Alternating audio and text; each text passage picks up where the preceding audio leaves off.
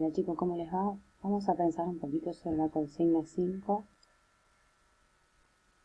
que era la consigna individual.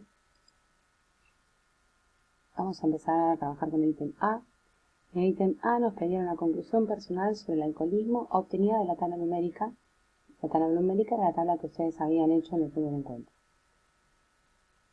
Supongamos que esta que está acá es la tabla que tenemos para trabajar.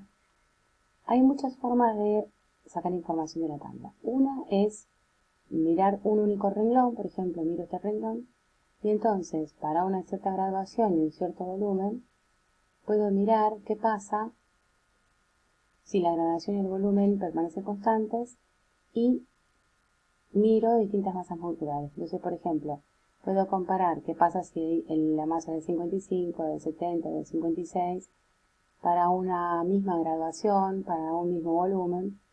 Por supuesto que en este caso voy a comparar los dos que son varones, la mujer no, porque ya sabemos que tiene un factor diferente. Pero bueno, podemos mirar la tabla analizando, por ejemplo, manteniendo constantes algunas de las variables, algunos de los valores y dejar que algún otro varíe para ver cómo se comporta la concentración al variar esas magnitudes. Hay unas formas de mirarla, decía. Una forma difícil de mirar la tabla es analizar, por ejemplo, qué pasa con un mismo peso para una misma persona de un mismo peso, pero en el caso, por ejemplo, de estos dos últimos renglones para esta persona, tenemos distinta graduación y distinto volumen ingerido, con lo cual no es un análisis simple de hacer.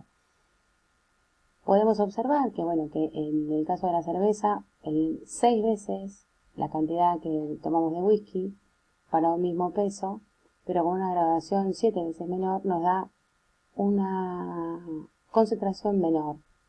O sea, es un análisis bastante más difícil. En general, lo ideal es analizar casos en los que las variables están constantes, o sea, las magnitudes son constantes, todas excepto 2, que son las que podemos modificar. Como hicimos recién, por ejemplo, modificando el peso para ver cómo variaba la concentración. No hay una sola forma de analizar una tabla.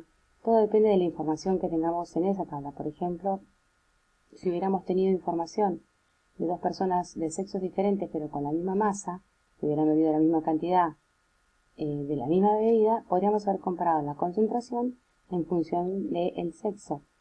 Pero bueno, no era el caso de la tabla que teníamos. La lectura y comprensión de la consigna nos permite redactar una respuesta coherente. En general tenemos que tener presente que se trata de contestar estrictamente la pregunta. ¿Por qué mi respuesta es incorrecta? Muchas veces no sabemos qué es lo que está mal en una respuesta. En este caso, para esta pregunta, una respuesta incorrecta, por ejemplo, es una que escribe detalles generales de la enfermedad, cuando empieza a decir cosas acerca del alcoholismo y de las consecuencias del alcoholismo y de lo grave del alcoholismo. No apunta a la respuesta. Puede estar muy bien, pero la respuesta a la pregunta tiene que ser, digamos, se tiene que acomodar a lo que se pregunta. Y lo que se pedía era una conclusión con información extraída de la tabla. Y todo lo que yo pueda decir del alcoholismo no se extrae de la tabla, son cosas que yo ya sé o del sentido común. Si doy cualquier información que no se deduce directamente de la tabla, esa es una respuesta incorrecta. Y además, también puede pasar que no saque una conclusión de los datos de la tabla, sino que, o sea, que sí saque una conclusión mirando los datos de la tabla, pero que no aclare en ningún momento de dónde yo extraje esta conclusión, qué es lo que estoy mirando, qué es lo que está pasando. Puedo señalarlo, marcarlo, redondearlo, pero en particular lo que importa es que yo explique en qué parte de la tabla estoy viendo eso, que me permite decir lo que digo. Lo mismo pasa con los gráficos. Si ustedes ven, por ejemplo, si tomamos este gráfico, el título del gráfico, los nombres que están en los ejes del gráfico nos dan información acerca del gráfico. ¿De qué se trata? ¿Qué va a comparar el gráfico? Pero las conclusiones que yo saco tienen que ser conclusiones que están vinculadas con lo que el gráfico me está mostrando. En este caso es un gráfico que me muestra el porcentaje del riesgo, o sea, el riesgo de accidente de tránsito medido en porcentaje y el nivel de alcohol en sangre. Sobre eso puedo dar alguna conclusión. No puedo dar conclusiones sobre otra cosa. No puedo decir que no me conviene tomar porque si tomo voy a tener un accidente. No, eso no se deduce directamente del gráfico. Las deducciones que yo saco del gráfico tienen que estar vinculadas estrictamente con lo que el gráfico me está diciendo. como si yo no supiera absolutamente nada de alcoholismo. Podemos ver que el riesgo aumenta más rápido a partir de cierta concentración de alcohol, por ejemplo. Si ustedes se fijan, el riesgo aumenta despacio y de repente se empieza a disparar y aumenta mucho más rápido y después vuelve a decrecer la velocidad. No hace falta explicar por qué, o sea, no hay que explicar por qué aumenta más rápido o por qué aumenta más despacio o por qué aumenta el por qué, no está en el gráfico. El gráfico en ningún momento dice o explica por qué. Podemos ver las escalas también para tener una idea de qué es lo que estamos comparando, cómo son, y entender mejor si el gráfico está creciendo rápido o despacio. Y me puede hacer algunas preguntas. ¿Qué pasa con el riesgo? Si la concentración de alcohol es igual a 0. ¿Qué pasa con la concentración? ¿Para qué concentración de alcohol el riesgo es el máximo graficado? También nos podemos preguntar si hay algún riesgo mayor que el graficado.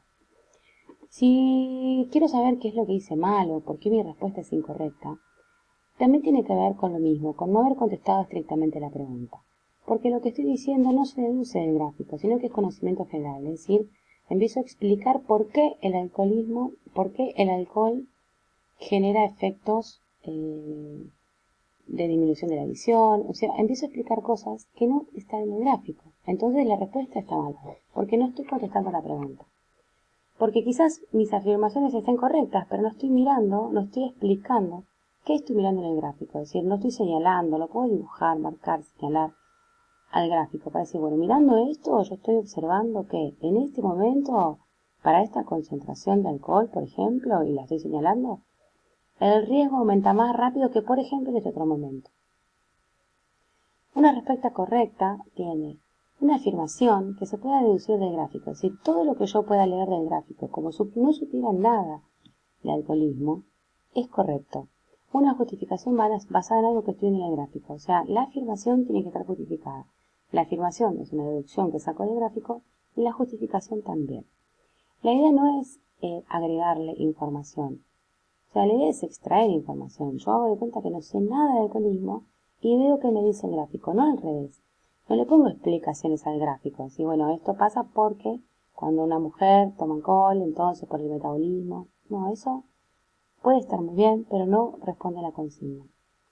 Tengo que leer el gráfico, lo mismo con la tabla, como si no entendiera nada del tema que nos está mostrando, porque justamente estoy sacando información.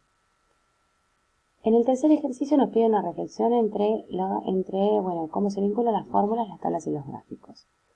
Acá hay varias formas hay varias cosas que podemos decir. Por un lado tenemos que tener en cuenta de que la fórmula y la tabla que tenemos están vinculadas porque justamente la tabla la armamos a partir de la fórmula, pero los gráficos que tenemos no están vinculados ni con la tabla ni con la fórmula. Son gráficos que vienen de otro lado, que no hicimos nosotros y que no sabemos cómo están construidos.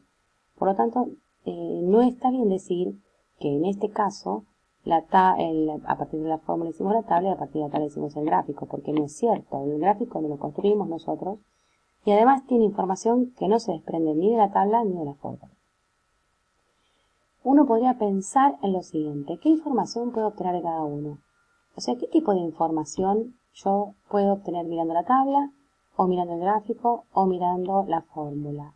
¿Qué tipo de información es? ¿Es precisa, exacta, aproximada, más o menos? ¿Hay preguntas que puedo contestar con una o con la otra? ¿Hay preguntas que puedo contestar con el gráfico, pero que no puedo contestar con la tabla, por ejemplo?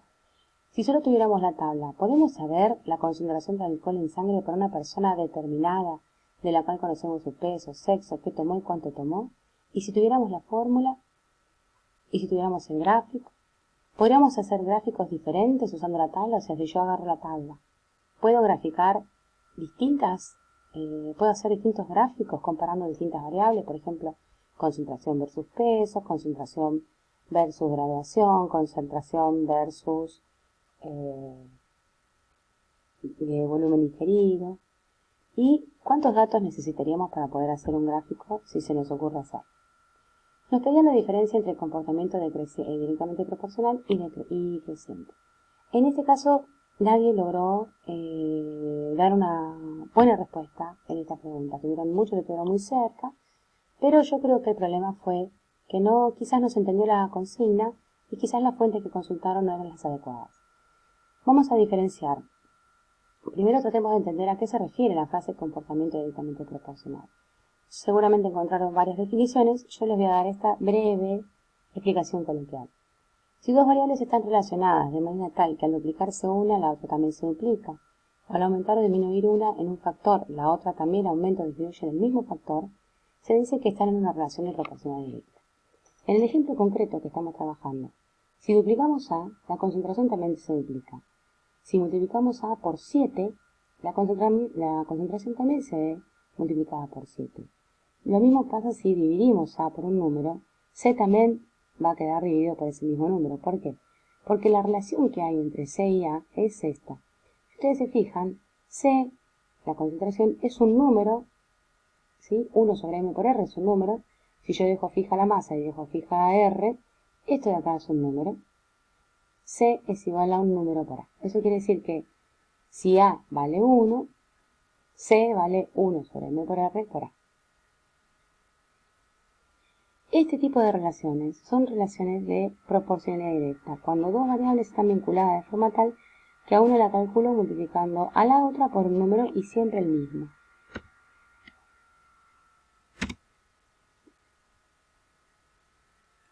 Por ejemplo, si compramos un objeto, sabemos que si duplicamos la cantidad de objetos que compramos, también se duplica el precio a pagar, y si compramos la mitad, se divide por la mitad el precio a pagar. Ojo, no es verdad que si una variable aumenta, la otra también, o que si una disminuye, la otra también. En la proporcionalidad directa estamos hablando, ¿no?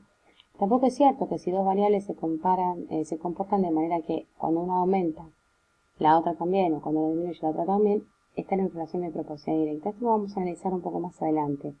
Pero no, esas dos afirmaciones no son verdaderas. En una relación de proporcionalidad directa, o sea, una relación es de proporcionalidad directa, pero no alcanza que pase esto, que pase que si uno aumenta la otra también.